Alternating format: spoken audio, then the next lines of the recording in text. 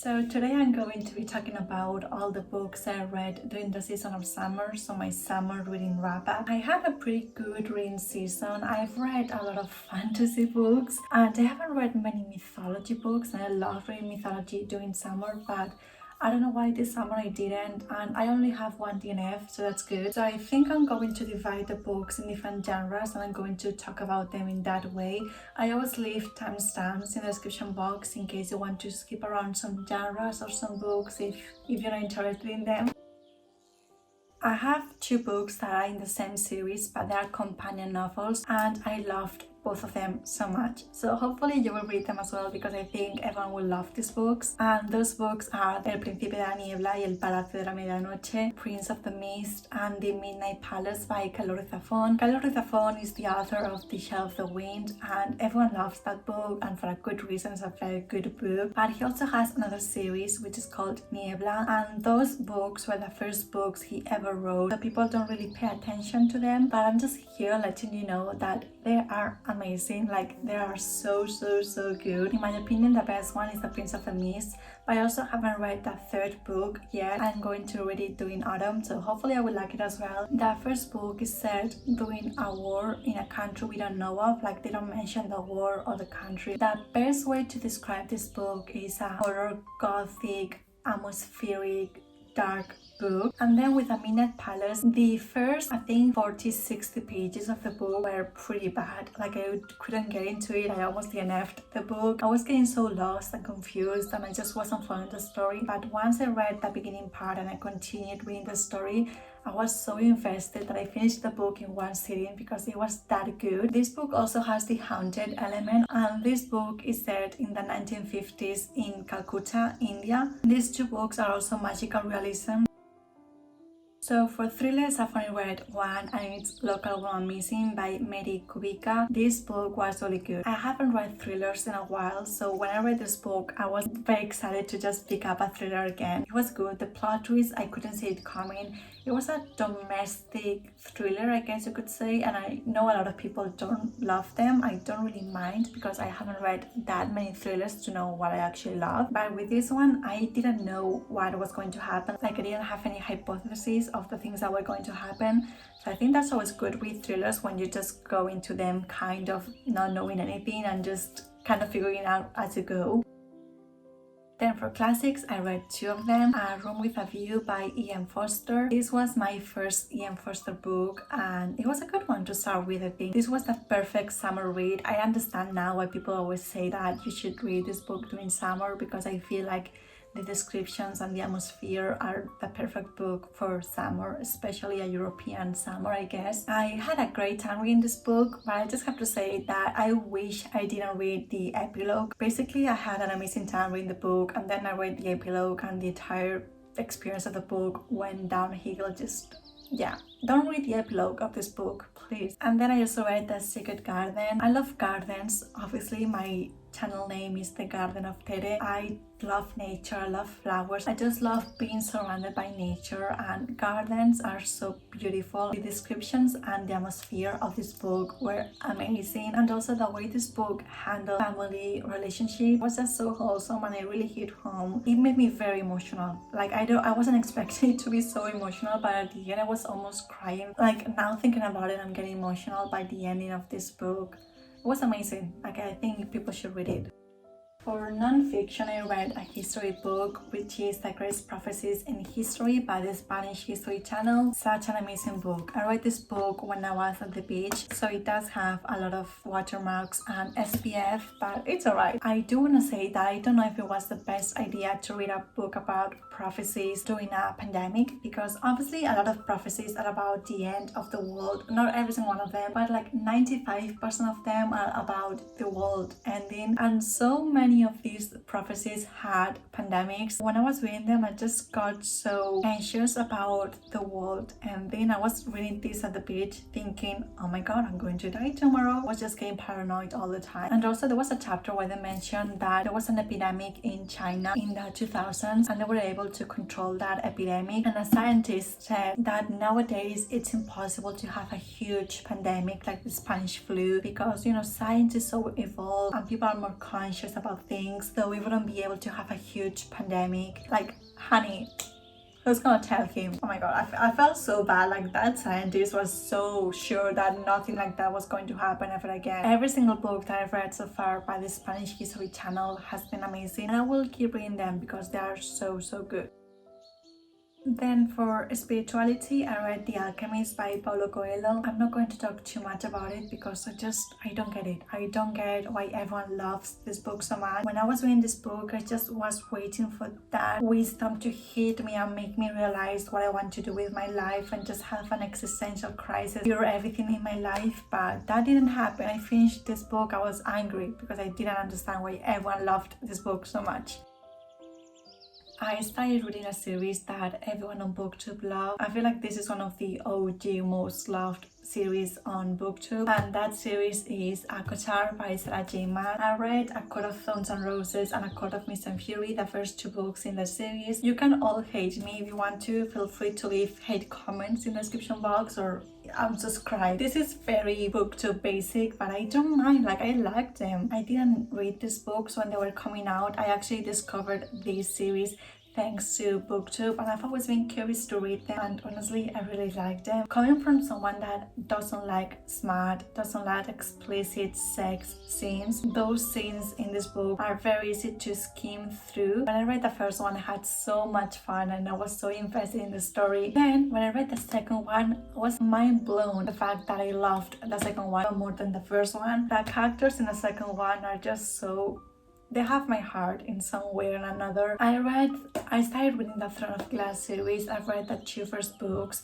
and the characters on those books I couldn't connect with any of them. I could care less about every single character in the Throne of Glass series. When it comes to this series, I love every single character. Well, maybe I don't love every single one of them, but I do connect and I do care in some way or another about the characters in the series. The way the second book ended was a huge cliffhanger, so I cannot wait to pick up the 3rd book because I already know it's going to be a whirlwind of emotions. I know there's a 3rd book, then there's the novella, and then there's the 4th book in the series. There's just so many things that are going to happen. I'm just not prepared for them, but yes, these books were a great fun. And then another book to favorite is the Shadowhunters book. I read the last 2 books in the Mortal Instruments, City of Lost Souls and City of Heavenly Fire by Cassandra. These were the last 2 books in the Mortal Instruments Part 2. So far I've only read the Mortal Instruments. I cannot wait to start reading the Infernal Devices. I think that's going to be my favorite series in the Shadowhunter world. With the Mortal Instruments, I feel like my favorite book is still City of Bones, the first book, because the 2nd and the 3rd book, there was a plot, like there was something in those books that I will not talk about because I don't want to spoil anyone, that made me very uncomfortable. Like, I just know, like, I couldn't read those scenes. And then with the 4th, the 5th and the 6th book, I don't know why, but I felt like she just needed to create a new plot. I just have to say that the way Cassandra Clare likes to write about family, like sibling dynamics, I'm just not here for it. It makes me really uncomfy. I cannot talk about the things that I want to say without spoiling it. I think maybe someday when I finish all the Shadowhunter books, I will make a video filled with spoilers so I can talk about everything that's going on in my mind, because there's a lot. Then I read the 2nd book in the Anemone in the Ashes series, which is A Torch Against the Night by sabaa tahir. Like I said, this is the 2nd book, so I can really talk a lot about this book. I feel like I'm reading a lot of series, like continuing a lot of series. That's good, I guess. I loved the 1st book in this series, but with the 2nd book, I don't know why it just dragged on, in my opinion. Like, I couldn't really get into the story. I do want to continue this series because, like I said, I loved the 1st book, and the 2nd book was alright. It was like a 3-star. It wasn't anything too bad. I think maybe this book is going to be a transition between the 1st book and the rest of the books, hopefully. Then I read 3 books in the Crave series by Tracy Wolff. I read Crave, Crash and Covet. I think this series is going to have 5 or 6 books.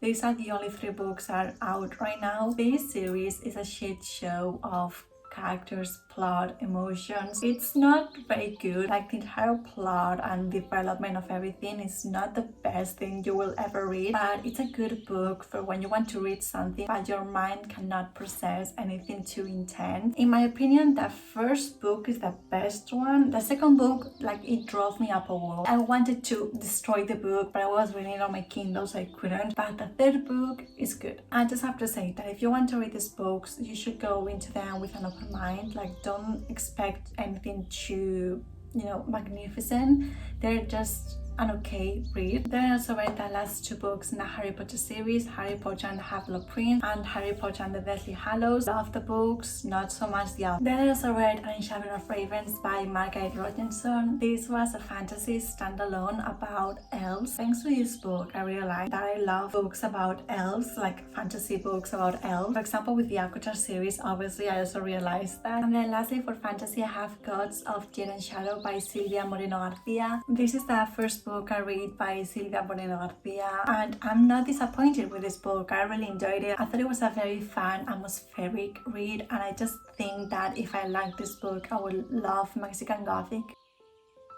The first one I'm going to talk about is There You Will Find Me by Jenny B. Jones. I read this book because I found the movie trailer on YouTube, like it was recommended to me, and every single time there's a movie about a love story in Ireland, I will watch it. In case you didn't know, I used to live in Ireland. I love that country so much. It has such a special place in my heart. So every single time I watch something set in Ireland, I just get so excited. I read the book and then I watched the movie, and I do have to say the movie is better. And also they're not like amazing stories, they're just good and entertaining. Then I also read The Goal by L. Kennedy. This is the fourth book in the Off-Campus series. When I started reading this book, I thought this was going to be my favorite one of them. Everyone said that the fourth book is the worst one, and I couldn't understand why, because The Girl was my favorite one from all of them. And the guy wasn't my favorite, but the girl was my favorite, so I really liked the story. But once I hit that 50% mark, it just went downhill, and I understand why people don't like the book. It's also my least favorite, I think, from all the books.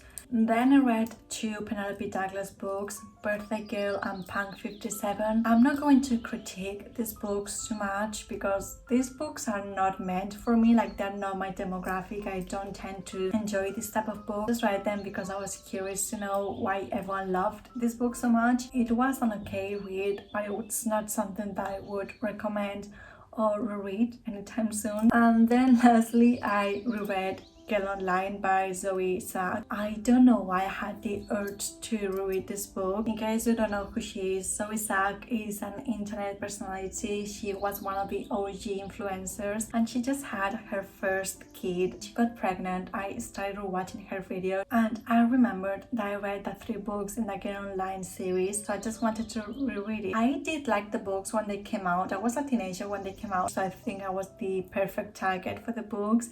But now reading them as an adult, I don't know, like they're not for me right now. And the last book I'm going to talk about is my only DNF of this season, and it's What the Crowd Sing by Delia Owens. I was so excited for this book. I actually started reading this book on summer of 2020 during September, but I just decided to put it down for the time being. I picked it up again this summer, and that's what I did. Maybe it's because I'm not American and I don't really know the southern slang, but the dialogues were very confusing. Like I just couldn't understand what the girl was saying, and everyone says that the ending, the plot twist at the ending is amazing, but I just kept thinking, I don't want to read 300 pages so I can get to the ending and read the plot twist. Like I don't care enough about the story.